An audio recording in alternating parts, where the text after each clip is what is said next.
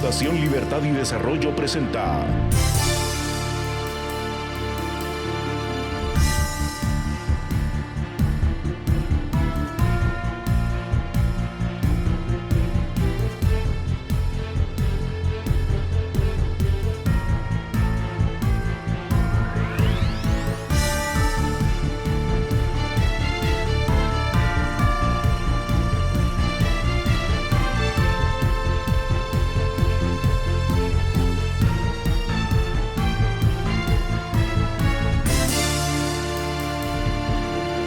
Razón de Estado con Dionisio Gutiérrez.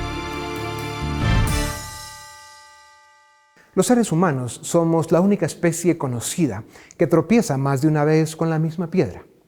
En la vida cívica y en la vida política de las naciones esto es evidente y los resultados están a la vista, especialmente en América Latina, África y otras geografías. Las generaciones que coincidimos como ciudadanos en un momento dado, en los diferentes rangos de edad, hemos votado o permitido una y otra vez que lleguen al poder destructores de proyectos de nación, asesinos de sueños, ilusiones y esperanzas. Algunos de esos destructores llegan para quedarse y se roban el poder, arruinan presente y futuro de naciones enteras. Si algún desafío tiene hoy América Latina es velar porque las ideas de la libertad, la justicia y la democracia republicana no terminen en el cementerio de las ideas olvidadas. El valor de esas ideas y el esfuerzo consciente en la construcción de una cultura societaria exitosa, efectiva y fuente de orgullo y satisfacción para los pueblos deben formar parte del código moral de las naciones para establecer un sistema de hábitos y costumbres, valores y normas que permitan y faciliten desarrollo y bienestar. Se sabe que cuando las naciones se enfrentan a las crisis sin soluciones visibles y efectivas, la falta de ideas se compensa con el exceso de ideologías. La democracia, la justicia y la libertad son esas ideas que se deben cuidar, son los valores que dan acceso al desarrollo. Protegerlas y promoverlas con valor y determinación debe ser un compromiso de Estado. Por eso son indispensables el ciudadano presente, líderes capaces, hombres y mujeres honorables. Es cierto que las élites de América Latina se durmieron en sus laureles y no están a la altura de las circunstancias. Confundieron la libertad y la democracia con privilegios cuando en realidad son derechos y responsabilidades por los que se debe luchar cada día. La locura populista de la izquierda radical, empoderada por la corrupción de la derecha incompetente, son la mayor amenaza que hoy enfrentan la libertad y la democracia en América Latina. Estoy convencido de que los ciudadanos de nuestro continente no queremos ser naciones que huelen a muerte, pobreza y engaño, naciones de discursos incendiarios donde todos mienten y todos tienen la razón, por ser tierras de gente joven, dolores y pocas oportunidades, donde se crece a prisa y con frecuencia se ven niños con mirada de viejo porque sienten culpa por el hecho de haber nacido en un mundo en el que no hay espacio para ellos. No dejemos que pasen los años y que cuando sea demasiado tarde nos demos cuenta de que cada día que pasó nos parecimos menos al ciudadano que quisimos ser. ¿Qué hacemos para que las ilusiones cumplidas, las grandes esperanzas y las victorias alcanzadas para América Latina sean algo más que letras en las páginas de un libro de cuentos? Como siempre ha sido, desde el inicio de los tiempos, las ideas de la democracia, la justicia y la libertad son importantes, pero lo son más la presencia y el compromiso de hombres y mujeres que las hagan realidad.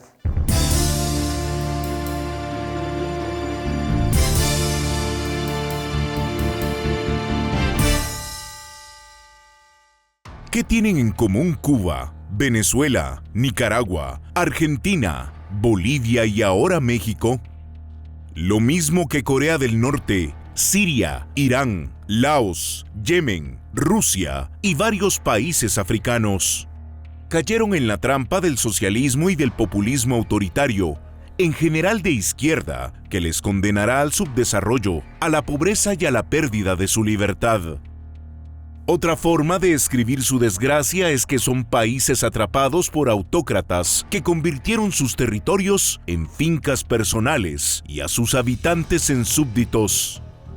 ¿Cuánto riesgo tienen Perú, Honduras, Brasil y Colombia de caer en ese oscuro abismo en las elecciones generales que tendrán en distintos momentos en los próximos 18 meses? La respuesta es que el riesgo es alto y las consecuencias para América Latina serían catastróficas. ¿Por qué y cómo llegamos a esto en América Latina? Una de las razones es que los latinoamericanos no hemos sido capaces de encontrar las respuestas y el camino al desarrollo en los únicos valores que, a través de la historia de la humanidad, han demostrado generar prosperidad a las naciones y ofrecer a su gente la oportunidad para alcanzar bienestar.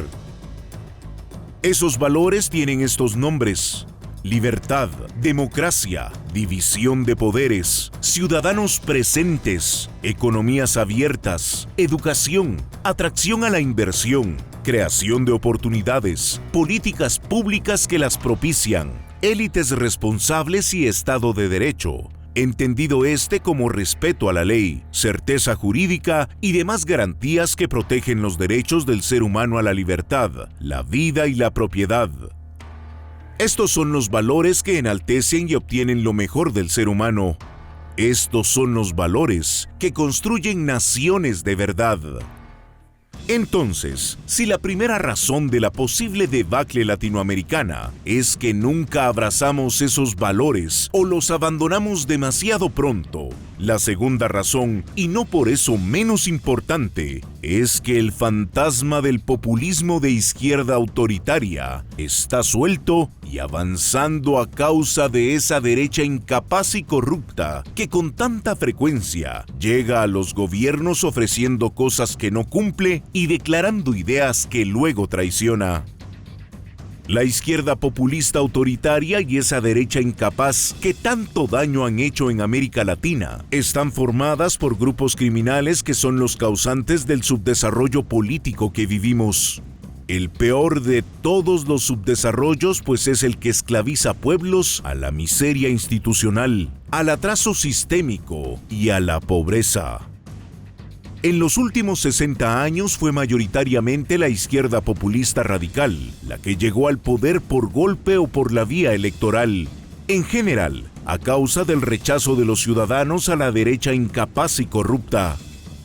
Luego, esa izquierda radical cambió las reglas de la democracia y se perpetuó en el poder o pretendió hacerlo. Ahí están Castro, Ortega, Chávez, Fernández, Lula, Correa, Evo, AMLO y ahora Castillo en Perú y Petro en Colombia. Otra pregunta que debe afligir al subcontinente latinoamericano es si el subdesarrollo, la corrupción, la pobreza, la pérdida de libertad y la cancelación del futuro que provoca el populismo de izquierda son tan evidentes, ¿por qué los pueblos están votando por esa opción? ¿Creen en la mentira populista? ¿Es ignorancia? ¿Es desencanto con la democracia? ¿Se debe a que la derecha corrupta debilitó los valores de la libertad? ¿Podríamos haber llegado al extremo de que los pueblos piensen, si la mayoría estamos mal, pues jodámonos todos? ¿Cuánta responsabilidad de esto tienen las élites? ¿Es de izquierda o derecha el modelo de democracia liberal y republicana con Estado de Derecho y garantías a la libertad, la vida y la propiedad? ¿No debería estar este modelo de gobierno a ambos lados del centro político, pero con irrestricto respeto al marco democrático que define su concepción? ¿Por qué, si la democracia, la justicia, la libertad, la vida y la propiedad son los derechos fundamentales del ser humano, hemos permitido que sean instrumento de conflicto ideológico? Un conflicto que por lo general se da entre delincuentes.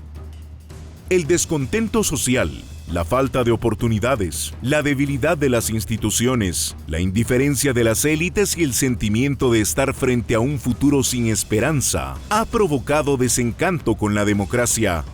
Y las élites, en lugar de reforzar y promover los valores de la democracia republicana y la libertad, son indiferentes o hacen el juego a las mentiras populistas de la izquierda autoritaria. Uno de los bastiones de estabilidad continental está en peligro: Colombia. Desde 1998, Colombia ha sido el referente de un Estado que logró evitar convertirse en narcoestado, gracias al liderazgo de élites y estadistas comprometidos con su país. Los colombianos, con el liderazgo de los presidentes Gaviria, Pastrana y Uribe, lograron erradicar la corrupción del sistema de justicia, fortalecieron las fuerzas de seguridad y realizaron una ofensiva sin precedentes contra los cárteles de la droga. Gracias a ello, Colombia se convirtió en un país atractivo para la inversión, con niveles importantes de crecimiento económico y desarrollo, hasta que llegó la pandemia y sus desastrosos efectos económicos. En 2020, el Producto Interno Bruto colombiano cayó 6.8% y el desempleo se mantiene en un 14.5%. Casi 500,000 de pequeños emprendimientos cerraron, 3.4 millones de colombianos pasaron a la pobreza y 2.8 millones a situación de pobreza extrema. En la parte sanitaria, Colombia es uno de los 4 países con más muertos en términos relativos y absolutos de la región. El COVID llevó más de 80,000 víctimas mortales y la vacunación apenas ha cubierto al 6% de la población. En medio de esta situación, el pasado 28 de abril, Colombia estalló en una serie de protestas violentas, cuyo detonante fue una inoportuna propuesta de reforma tributaria impulsada por el gobierno del presidente Iván Duque. Colombia lamenta más de 30 muertes violentas en esta crisis, pero las democracias de Occidente no deben perder de vista que detrás de los intentos de desestabilización política en Bogotá, Cali y Medellín está el Grupo de Puebla, comandado por el gobierno de Venezuela, con el apoyo local del candidato Gustavo Petro, un exdirigente de la insurgencia marxista colombiana. La incompetencia y la corrupción de gobiernos que se definen de derecha, la pandemia y la falta de compromiso de las élites académicas, económicas y sociales de América Latina podrían haber abierto las puertas a una era de aún más retroceso económico y social en nuestro continente, una era de implosión de la poca institucionalidad que se había logrado. Una era de pérdida, derrota y destrucción de las pocas libertades civiles y la escasa cultura democrática que, con muchos obstáculos y dolores, estábamos construyendo. El futuro siempre es rescatable y puede ser todo lo ilusionante y promisorio que queramos, pero hace falta luchar en este presente de encrucijadas con valor, determinación y dignidad. Por la libertad, por la democracia republicana, por el Estado de Derecho. ¿Estamos dispuestos?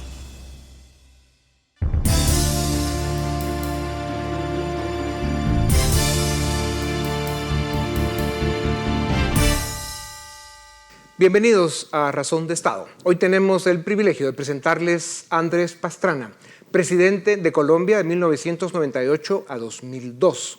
Es abogado con estudios en Derecho Internacional en la Universidad de Harvard. Fue secuestrado por Pablo Escobar, fue alcalde de Bogotá, embajador de Colombia en Estados Unidos y llegó a la presidencia de su país en 1999.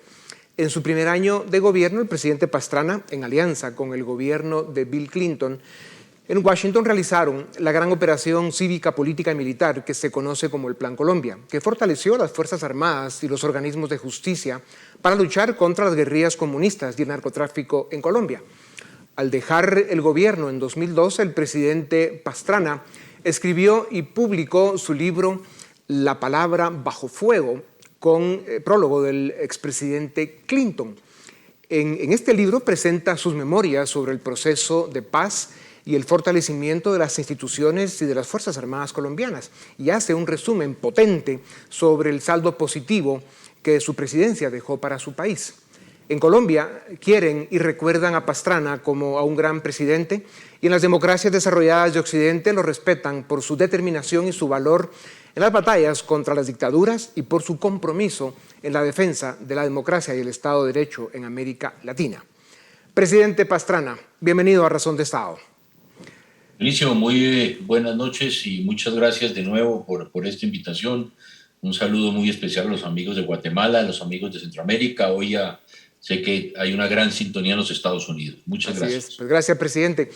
Los tiempos han cambiado y no para mejor. Los problemas sociales, institucionales y económicos que no fuimos capaces de corregir en los primeros 20 años del siglo XXI se agravaron de forma dramática con la pandemia.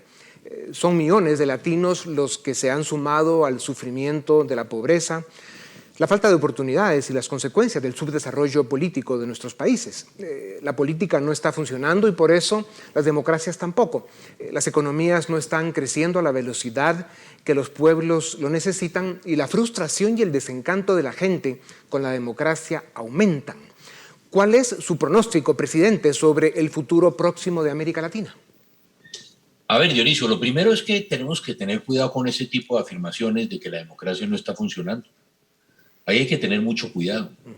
Fíjese usted, y lo hablo en el caso colombiano, si usted revisa las cifras, los números en cuanto al tema de cómo hemos avanzado en el tema económico, el crecimiento que ha tenido el país, la consolidación de nuestro sistema económico, todo lo que se ha hecho, Dionisio, en el tema de la educación, en el tema de la salud, en el tema de la vivienda.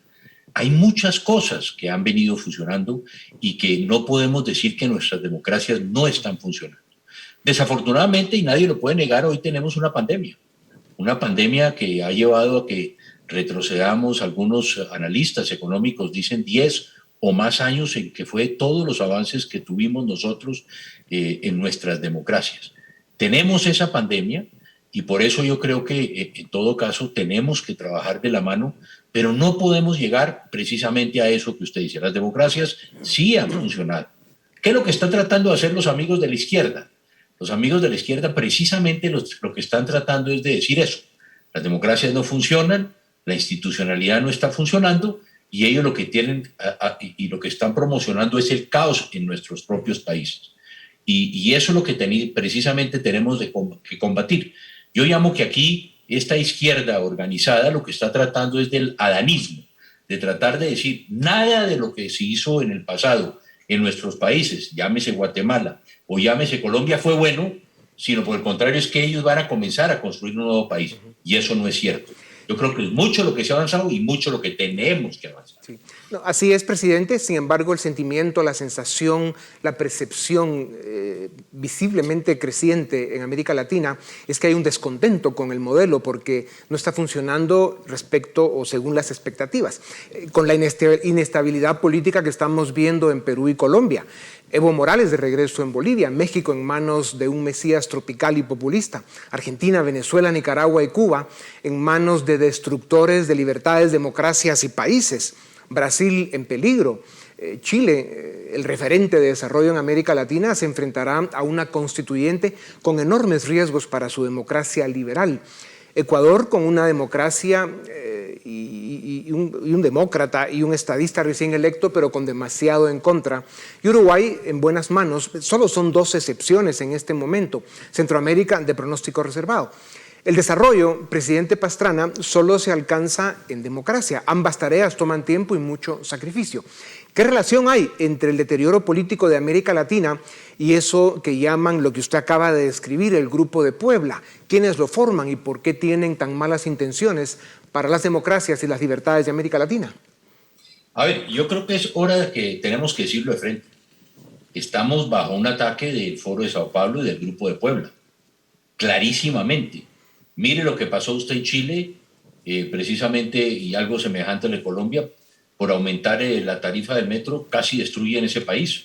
Y lo que sucedió en Ecuador, cuando trataron también de llevarse por delante la institucionalidad y especialmente al presidente Lenín Moreno. Aquí hay un ataque organizado del Grupo de Puebla. ¿Y qué está pasando? Fíjese que cuando ellos tuvieron la oportunidad de llegar al Foro de Sao Paulo, la izquierda en Latinoamérica, no ha habido más corrupción en nuestra región.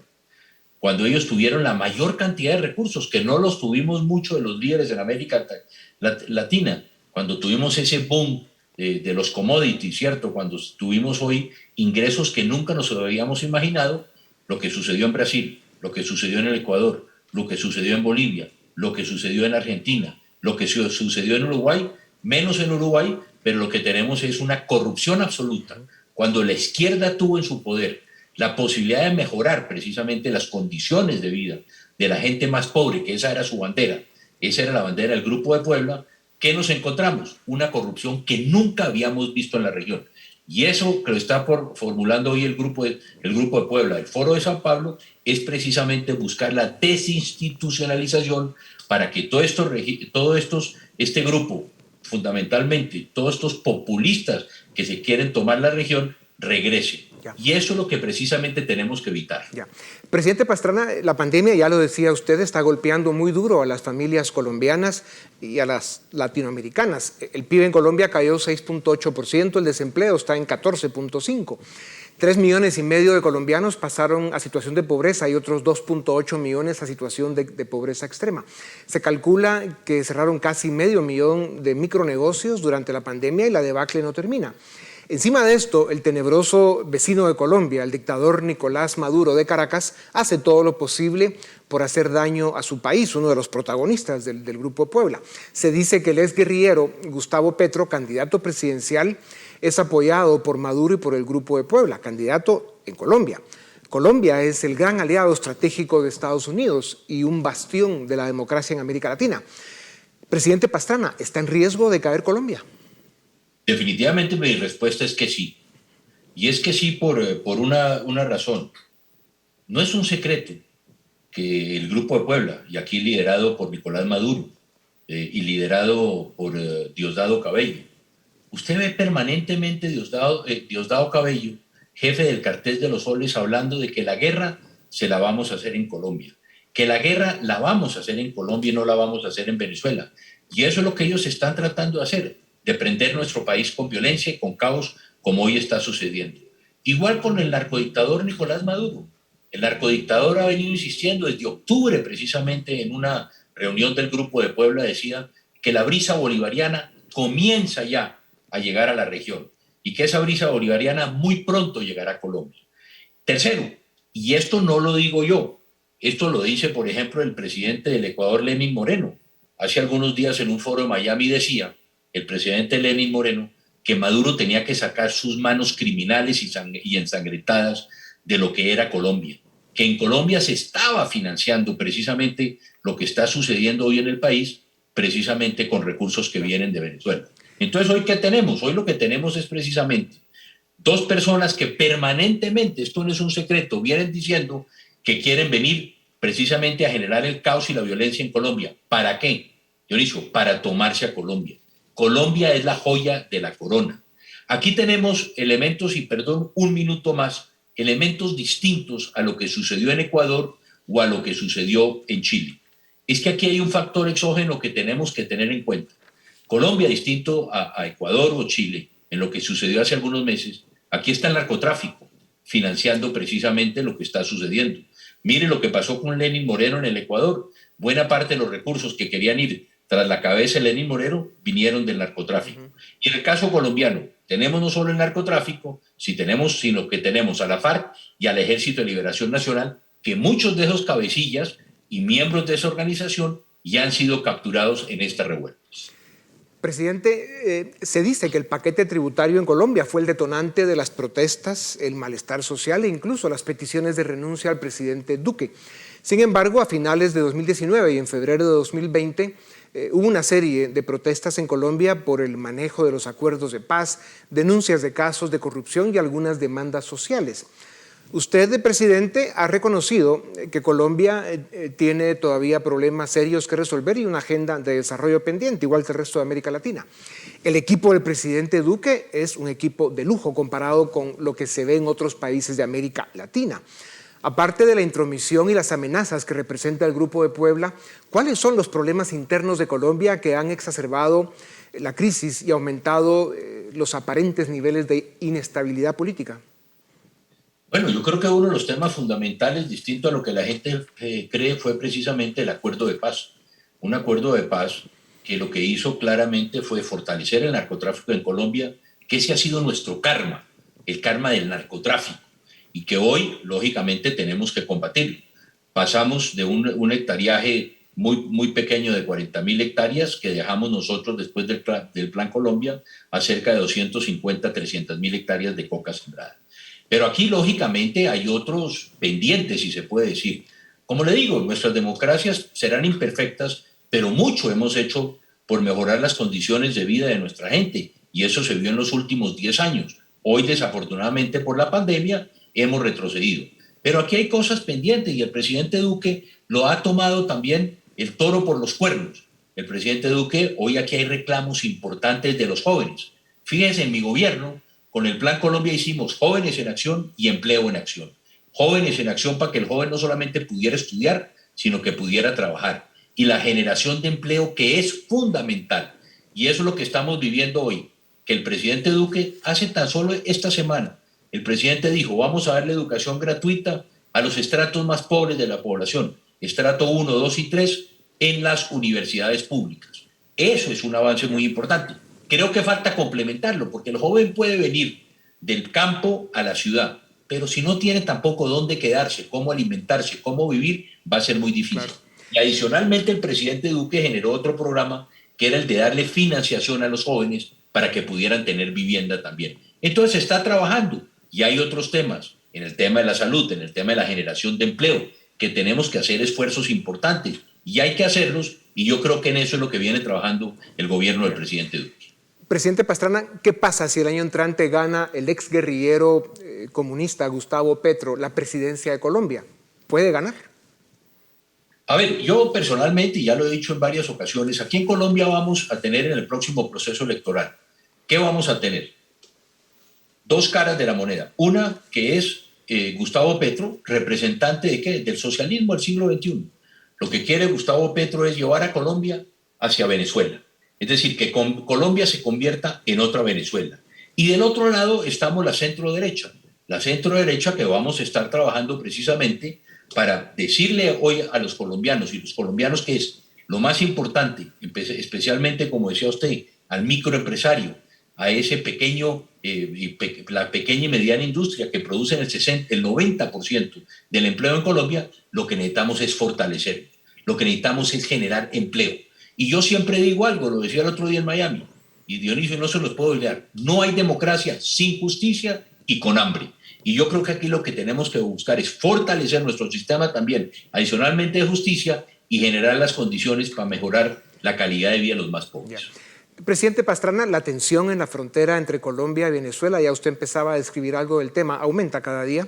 Sabemos que Venezuela movilizó tropas a la frontera, sabemos que ese es un territorio que utilizan los carteles venezolanos para exportar droga hacia el norte. ¿Cómo está la situación real en la frontera? ¿Qué riesgos representa para Colombia y para América Latina tener un vecino tan complejo, siniestro y perverso como la Caracas y la Venezuela de Nicolás Maduro? A ver, hay una narcodictadura en Venezuela. Ahí tenemos, que es decir, hoy el cartel más grande de la droga del mundo, hoy, ¿cuál es? Las FARC. ¿Y quién es su socio? El cartel de los soles. ¿Quién es el cartel de los soles? De acuerdo con los americanos, Diosdado Cabello, jefe precisamente del cartel de los soles, que es el cartel más grande de Venezuela. Entonces hoy lo que tenemos con Venezuela son dos cosas, o tres muy graves. Primero, que le están dando cobijo a la guerrilla. Fíjese lo que está pasando en Venezuela en estos días, precisamente en la frontera colombo-venezolana, hoy donde están dándole cobijo, hoy es el paraíso y el refugio de la FARC y el ELN, ¿dónde está? En Venezuela. Segundo, el tema del narcotráfico. Las rutas del narcotráfico, si usted las revisa, las rutas hacia el norte de África y hacia Europa, ¿por dónde pasan? Por Venezuela. Ahí es donde está localizado el cartel de los soles. Sí. Y por último, algo que es muy grave, que usted recuerda, y hace un año Dionisio yo propuse que en la frontera colombo-venezolana teníamos que generar un corredor de seguridad y de salud, porque hoy lo que estamos viendo es que Colombia puede estar haciendo un esfuerzo muy grande. Estamos atravesando una difícil situación en cuanto a la pandemia, y si nosotros no generamos también la posibilidad de que podamos vacunar a venezolanos que puedan estar en la frontera, una política binacional con Venezuela. Hoy todos esos esfuerzos que estamos haciendo, tenemos ya más de 2 millones de venezolanos en Colombia, si no les damos a ellos la posibilidad también de que se vacunen, si no evitamos que se vengan o bien por Cúcuta o bien por La Guajira, por el norte del país, lo que vamos a tener es una crisis aún más profunda en este tema, en la pandemia del COVID-19. Presidente Pastrana, en los 2 minutos que nos quedan, le tengo 2 preguntas más. La primera es, en 1998 usted recibió del narcopresidente Ernesto Samper un país con 180.000 hectáreas de coca y logró reducir esa cifra a menos de 90.000. El presidente Uribe siguió bajando ese número, pero durante el mandato del presidente Santos las cosas empeoraron y subieron las hectáreas de droga a 230.000. ¿Cómo está la situación de Colombia hoy en la producción y el tráfico de drogas? ¿Y cómo está afectando o cómo podría afectar la política otra vez? Ese es nuestro karma, precisamente el narcotráfico. Santos nos deja como gran legado 250.000 hectáreas de coca sembrada cuando habíamos ganado esa guerra. Hay un compromiso importante y el presidente Duque se ha comprometido en el tema de la fumigación para que podamos nosotros erradicar ese flagelo de nuestro país. Ya. Presidente, y para terminar, su vida cívica, su trayectoria política, el secuestro del que fue víctima de Pablo Escobar y el cartel de Medellín, su victoria para la alcaldía de Bogotá, su paso en Washington como embajador de su país y su llegada a la presidencia de la República lo convirtieron en una leyenda urbana basada en hechos reales y en personaje de novelas, libros de historia y series de televisión. Son pocos los expresidentes que pueden presentar credenciales como las suyas. Compartimos algunos de ellos como amigos. Presidente, cuéntenos muy brevemente cómo logra hoy combinar su vida de abuelo orgulloso, sus responsabilidades en varias instituciones y luego activista incansable por las causas de la libertad y la democracia en América Latina. Inicia compartiendo el número de nietos que tiene, presidente. 3 nietas y ya en el primer nieto a finales de julio. Felices, ojalá pudiera dedicarle más tiempo a ellos. Hoy creo que nuestras responsabilidades lo estamos haciendo a través del Grupo IDEA. Soy presidente de la Internacional Demócrata de Centro, más de 100 partidos del mundo. Soy parte del Club de Madrid, del Grupo Interacción. Creamos el Grupo IDEA y todo con un objetivo: defender la democracia, defender la institucionalidad y cómo y de qué forma podemos trabajar para darles una mejor calidad de vida a la gente más pobre de nuestros países. Presidente Pastrana, como siempre es un privilegio hablar con usted. América Latina lo necesita y sabemos que seguirá en su lucha incansable por la democracia y la libertad. Por favor, un abrazo grande para doña Nora de parte de Ana y mío y va otro para ti, presidente. Qué gran gusto verte. A ustedes también, gracias por acompañarnos. Esto es Razón de Estado.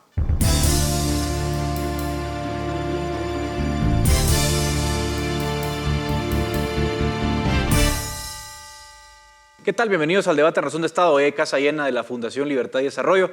Nos acompaña Alejandra Martínez, directora de Estudios Latinoamericanos, Paul Boteo, director general y también quien dirige el área económica de la Fundación, y Philip Chicola, quien analiza y dirige el área política de la Fundación Libertad y Desarrollo también. Bienvenidos a los tres y vamos a hablar del caso chileno, porque no cabe duda que las elecciones de este domingo para conformar la Convención Constituyente que redactará la nueva Constitución de Chile es la noticia más llamativa de la región.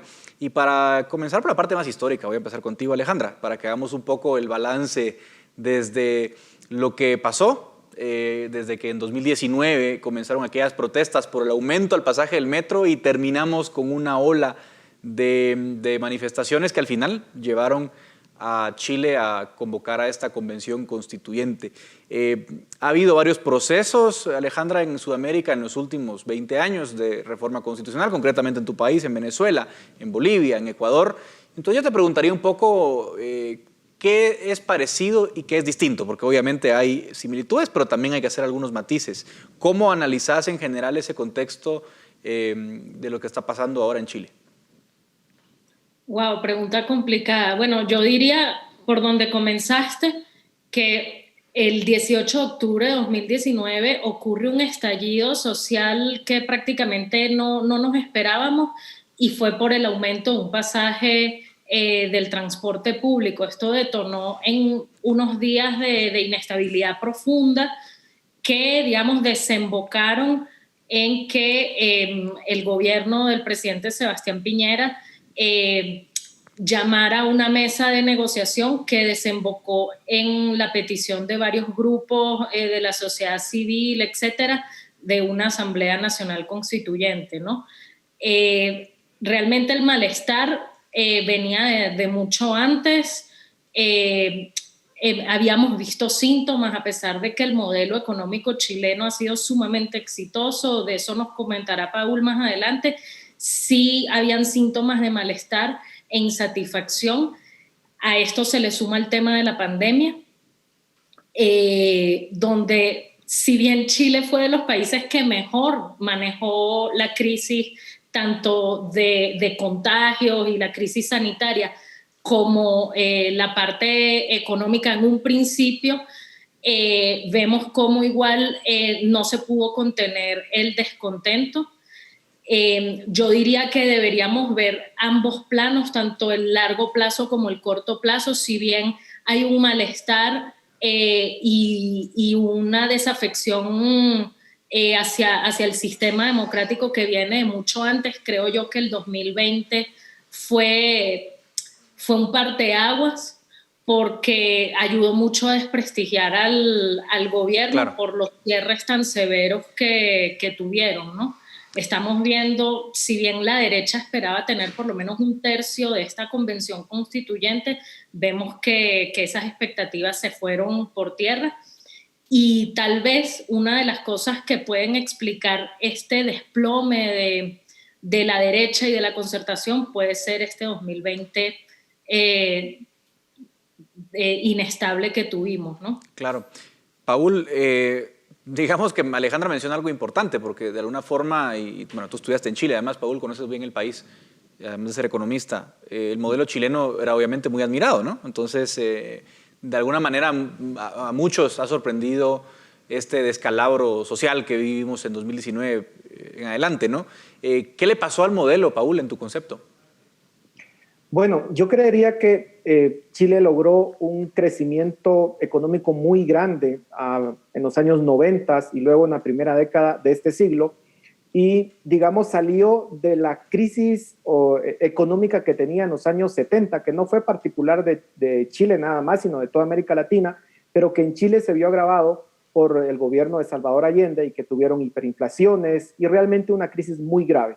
De los años 70 para acá, se tuvo ese crecimiento económico alto, pero ¿qué sucedió en el camino? En el camino sucedió que con la crisis del 2008 y el 2009, Chile, el crecimiento que traía no se sostuvo. Y entonces vimos a una clase media que se vio robustecida, que creció de los años 80 hasta la primera década de este siglo, pero luego en la última década hemos visto que ese crecimiento ya no fue el mismo. Y aquí hay un tema de expectativas.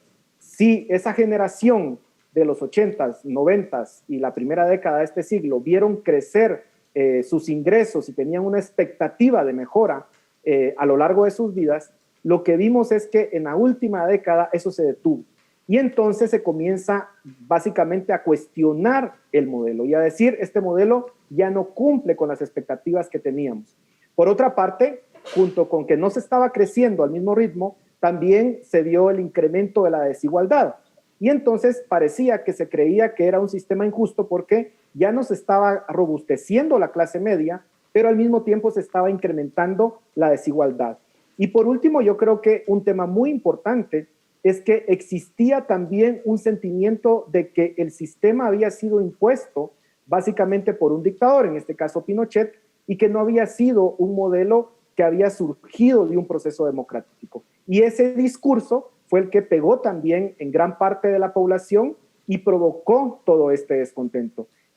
Lamentablemente creo que Chile llegó a un punto en el cual ya alcanzó cierto nivel de desarrollo, pero obviamente le falta una grada más para llegar a ser considerado un país desarrollado, y al haberse quedado básicamente estancado en ese punto en donde no se define como un país desarrollado y no se cumplen las expectativas, entonces se cuestiona el malestar, más todo lo que explicaba anteriormente, creo que fue el cóctel perfecto para lo que estamos viendo en esta oportunidad. Sí, de acuerdo. Y buenos insumos nos da Paul, Philip, para entender también varias cosas. Una, el pecado original, entre comillas, de la Constitución, que yo creo que es un factor que ha estado presente, digamos, en el discurso en Chile, Philip, y lo que vemos en el resultado electoral es un duro castigo a la derecha que le va muy mal. Saca 38 diputados de 155. La Asamblea Constituyente requiere de 2/3 para tomar decisiones. De alguna forma, el seguro de la derecha era por lo menos conseguir 54 para tener ese poder de veto. No lo va a tener. Pero la Concertación también le fue muy mal. La Concertación no sacó ni el 15% de votos ni el 25% de escaños. O sea, fue un voto de castigo muy duro a la derecha, pero también a los partidos tradicionales, porque aunque la izquierda es la ganadora de estas elecciones, no es una izquierda homogénea, Felipe, es una izquierda, digamos, que viene de fuera de los partidos tradicionales. ¿Cómo lees ese factor del resultado electoral? Es que yo creo que yo agregaría una variable más a toda la descripción que hacía Paul, porque yo creo que se creó también un sentimiento anti-establishment, entendiendo establishment también como las dos grandes coaliciones de partidos de derecha y la Concertación, que siempre fue de centro-izquierda, como partidos que no necesariamente representaban, digamos, el espíritu de una clase media que cada día se había alejado, se sentía más descontenta con el sistema. Y yo creo que lo vemos, porque cuando identificamos dónde está, digamos, el núcleo de las coaliciones que resultaron, entre comillas, mayoritarias en la Asamblea Constituyente, son coaliciones de candidatos independientes, es decir, no son coaliciones de candidatos ni vinculados a Vamos por Chile, que es la alianza que llevó a Piñera a la presidencia, ni es la coalición vinculada o la heredera de la Concertación, sino que aquí lo que tenés son liderazgos emergentes que han venido surgiendo en los últimos 2, 3, 5 años, que se posicionaron con un discurso de izquierda, hay que decirlo, de centro izquierda, pero que tampoco no era la izquierda de la Concertación. Entonces, ¿eso qué nos dice? Que había un descontento, sobre todo de las clases medias chilenas, con su sistema político, que veían un sistema político que ya no les estaba respondiendo, que veían un sistema político que también, quiera que no, fue inmóvil, porque un poco creo que lo que podemos analizar de la experiencia chilena es qué pasa con el fenómeno de la volatilidad de la clase media. ¿Qué pasa cuando la clase media siente que su nivel de vida no ha mejorado? O cuando la clase media siente que sus niveles de ingresos no mejoran, o que cuando se da, digamos, la revisión de los precios del transporte, que se va a afectar significativamente su nivel de vida. Entonces, al final, esa clase media, desembarazada del sistema, molesta con los partidos tradicionales, terminó optando por opciones completamente emergentes. Y eso es lo extraordinario del resultado que acabamos de ver este fin de semana. Yo quiero hacer una precisión a lo que dijo Philip, porque él da en un punto clave. Realmente los votos independientes fueron, digamos, la opción independiente fue la gran ganadora de este proceso electoral. Fíjense que la Concertación, como bien dicen, no llegó al 14%, sí, creo que logró el 14%, la derecha el 20%, la izquierda radical, que es todo este conglomerado de apruebo, dignidad y humanista, llegaron al 19%. Y el gran grueso, casi el 40% de la votación lo tienen candidaturas independientes. ¿Qué te quiere decir esto? Que aquí lo que hay es un gran grueso de la población descontento con todo, o sea, con todo, con la Concertación y con las extremas. Entonces, eso es algo que también tenemos que revisar, ¿no? Que tomar en cuenta. Eso es muy interesante, Alejandra, porque, digamos, sí, gana la izquierda, la gran ganadora de la elección, eso no cabe ninguna duda, pero una izquierda muy heterogénea, ¿verdad, Paul? O sea, muchas listas independientes, como decía Alejandra. La lista del pueblo, por ejemplo, fue una sorpresa, nadie esperaba que lograra tantos escaños. Y Tomás Moschiatti, un conocido analista chileno, decía: es la primera vez desde el 74, hablando de la elección de Allende, que la izquierda logra un triunfo tan grande. ¿Cómo recibir esa noticia también, Paul? Es decir, ese triunfo tan grande de la izquierda en una constituyente, ¿cómo, o sea, qué podemos esperar, digamos, de esa constituyente a partir de esa noticia? Yo creo que hay que comprender primero el modelo chileno, y hay que decir que Chile, pues sí, es una economía de mercado, muchos lo califican como un modelo neoliberal, pero no es que el modelo chileno actual no tenga, por ejemplo, gasto social, que no tenga esos compensadores sociales. Al contrario, el gobierno chileno De hecho, si uno lo mide con respecto al PIB, el gasto público, pues sobrepasa el 20% del PIB. Es un Estado, podríamos decir, bastante sólido. Por supuesto, si se compara con países europeos, no lo es. Pero el punto es que sí es un modelo que sí tenía compensadores sociales. ¿Cuál era la diferencia de esos compensadores sociales respecto al resto de América Latina? Es que incorporaba mecanismos de mercado para poderlos proveer. Entonces veíamos, por ejemplo, el sistema de voucher para el tema de educación, en donde básicamente ponía a competir a colegios privados para ofrecer el servicio público, pero de todas formas lo pagaba el Estado. Veíamos también cómo se incorporaban empresas de inversión para los fondos de pensiones o de retiro. No era un sistema como el que funciona en la mayor parte del mundo de reparto. Y luego también veíamos en el sistema de salud cómo se incorporaban actores privados para brindar ese servicio. Pero de todas formas, el Estado sí estaba proveyendo los recursos para que funcionaran esos mecanismos de mercado. La pregunta aquí es, ¿hacia dónde va el modelo? ¿Va el modelo hacia, por ejemplo, una economía o un modelo más europeo, más del norte de Europa, digamos, en donde el Estado pues, va a tener un peso más importante? ¿Se van a eliminar esos mecanismos de mercado que estaban combinados con el Estado para proveer servicios sociales?